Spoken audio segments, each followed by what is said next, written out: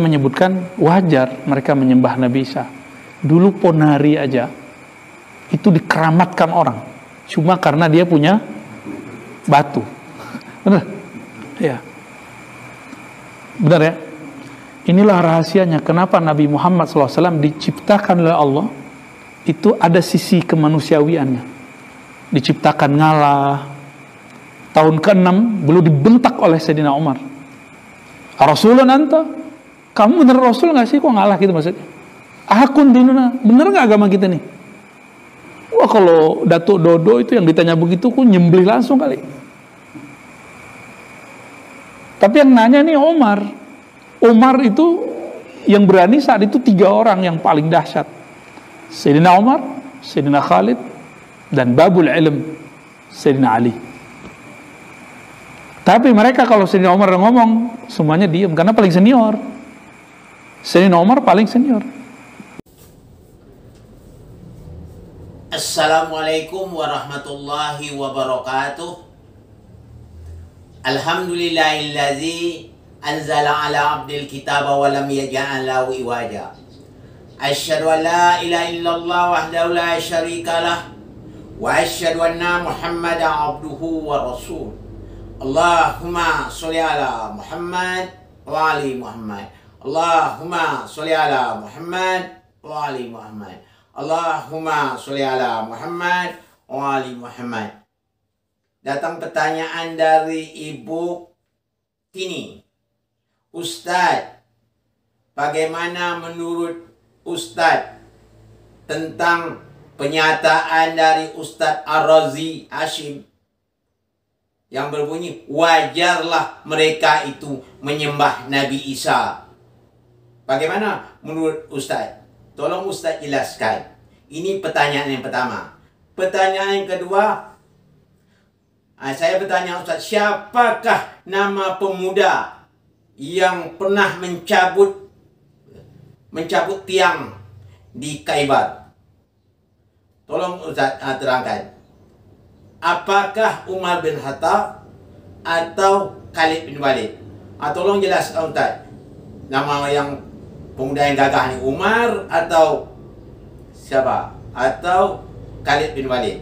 Assalamualaikum warahmatullahi wabarakatuh. Waalaikumsalam warahmatullahi wabarakatuh. Inilah berkali-kali saya mengatakan, jangan sampai kita menyampaikan satu dakwah itu meninggalkan Al-Quran. Itu modal pertama. Pertama Al-Quran, yang kedua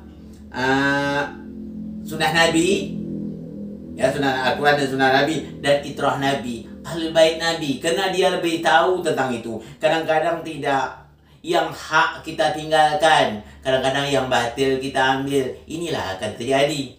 Sehingga kita akan berkata menurut hawa nafsu akhirnya. Itu sangat berbahaya. Memang banyak nama-nama yang terlupakan masa kini, ya. Para orang-orang yang dekat dengan Nabi, Ahlul Bait Nabi terlupakan. Sehingga kita berbuat sesuailah dengan apa yang tak pantas kita sebut. Kadang-kadang yang wajar datang dari Nabi, kita cari dari yang selain dari Nabi. Ini bahayanya. Baiklah, apakah wajar menurut Ustadz Ar-Razi? Dr. Ar-Razi itu wajar-wajarlah mereka itu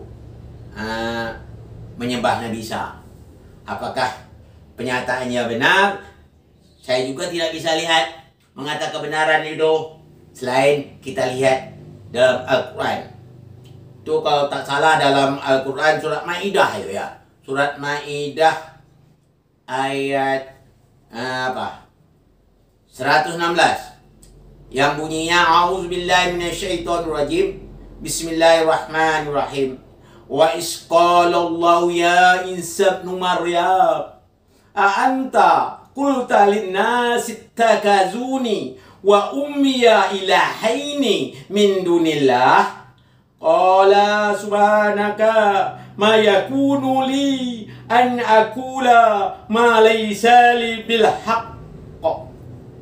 In kuntu qultuhu faqad alimtah.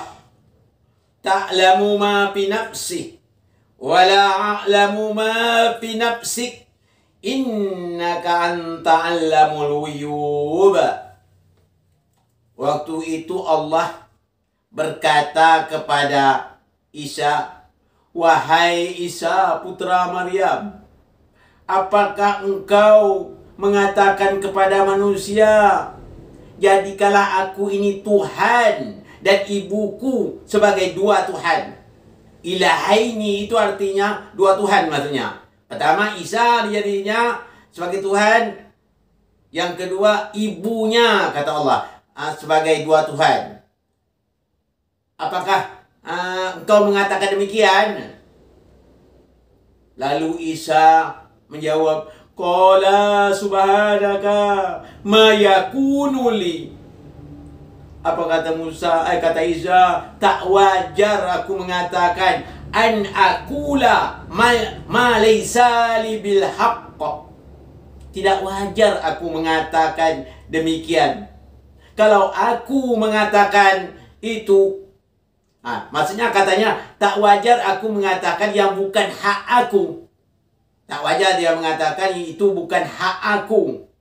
In kuntu qultuhu, kata, jika aku katakan padanya, faqad alimtahu, sesungguhnya engkau mengetahui.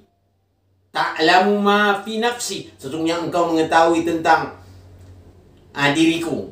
Wala a'lamu ma fi nafsi, sedangkan aku tidak tahu tentang engkau. Innaka anta 'allamul ghuyub, sesungguhnya engkau mengetahui yang gaib.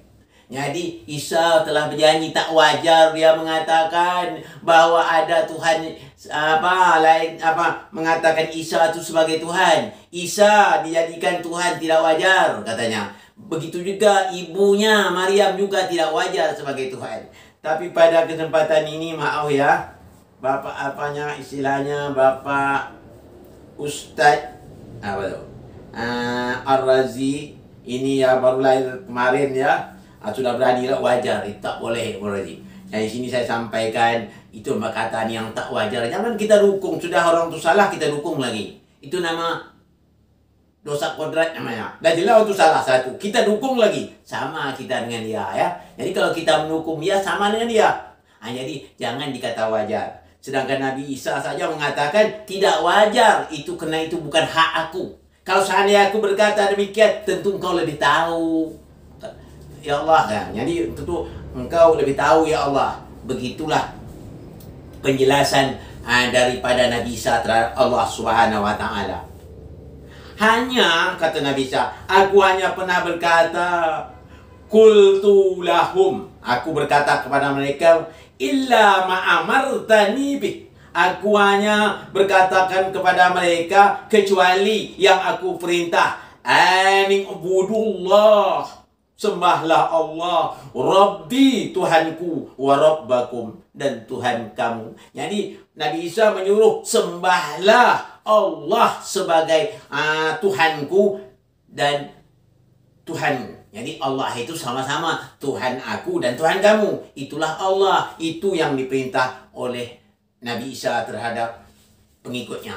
Jadi kita di sini harus tahu, janganlah tolonglah asal-asal saja. Janganlah kita suka kadang-kadang ambil muka gitu. Jadi timbullah yang salah paham ya. Jadi kesian bagi yang bagi orang yang bertaklid kepada Buya Ustadz Ar-Razi ini nanti bisa sesat ya, karena dia tidak ada penyaring, tidak ada filter.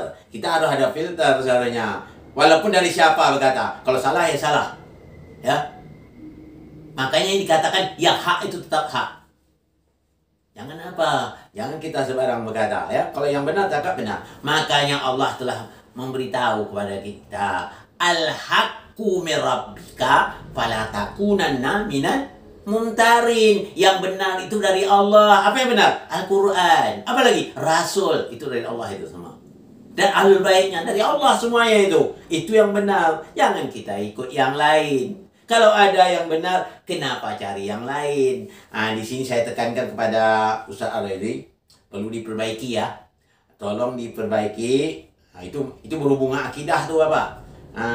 Ustaz Razi, itu berhubungan kita perbaiki. Kau perlu bertaubat. Mungkin aku tersilap ya Allah.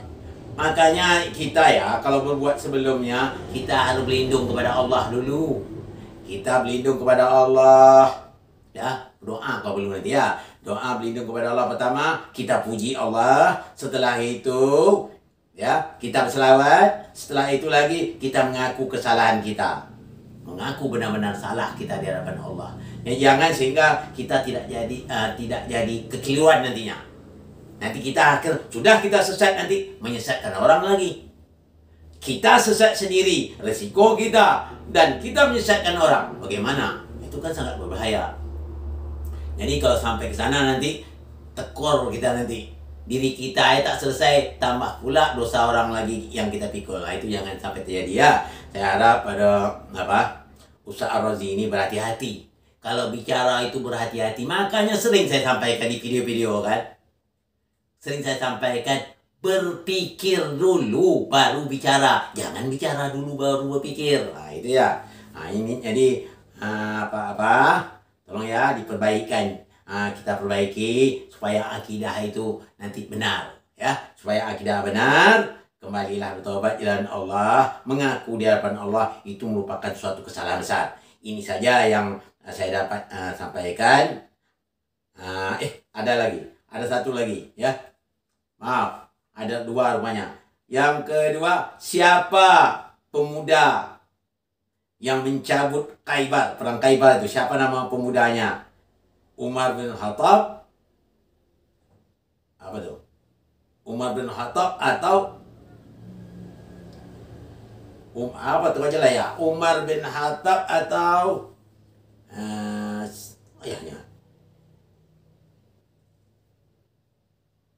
Ini siapa? Saya jawab tanya dua ya. Dia dua orang pemuda tak jelas ya.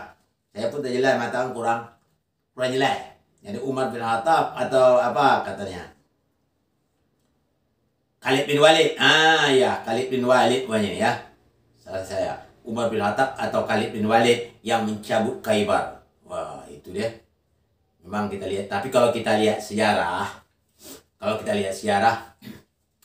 satu perang tak ada ya. Tak termasuk orang itu rupanya. Jadi perangnya yang yang mencabut di Khaybar itu yang bernama Imam Ali bin Abi Thalib.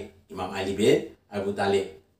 Sehingga terjadi perang tanding itu. Maka Rasulullah mengatakan, ya, pukulan Ali itu pahalanya di sisi Allah itu waktu terjadi di Khaybar itu seandainya ditimbang dengan jemaah jin dan manusia masih berat timbangan untuk Ali bin Abu Talib. Nah, itu maksudnya.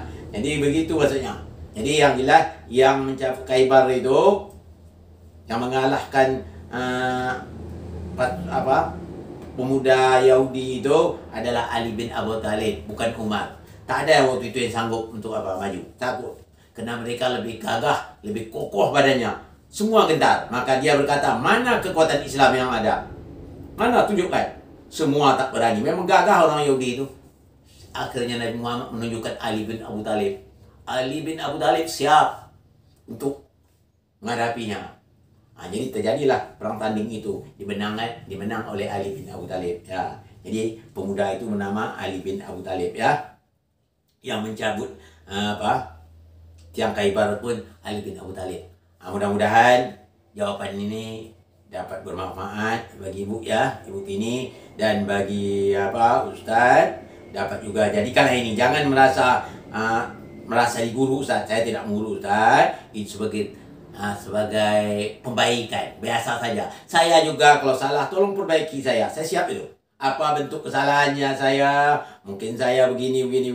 Silakan jawab. Itulah yang dikatakan Islam. Islam itu merupakan suatu nasihat. Ya, saling menasihati dia. Siapa yang salah atau silap, saling nasihat, menasihati dengan sabar ya. Ya Pak Ar-Razi, mudah-mudahan kita pada lain kesempatan bisa ketemu. Wabillahi taufiq wal hidayah. Assalamualaikum warahmatullahi wabarakatuh.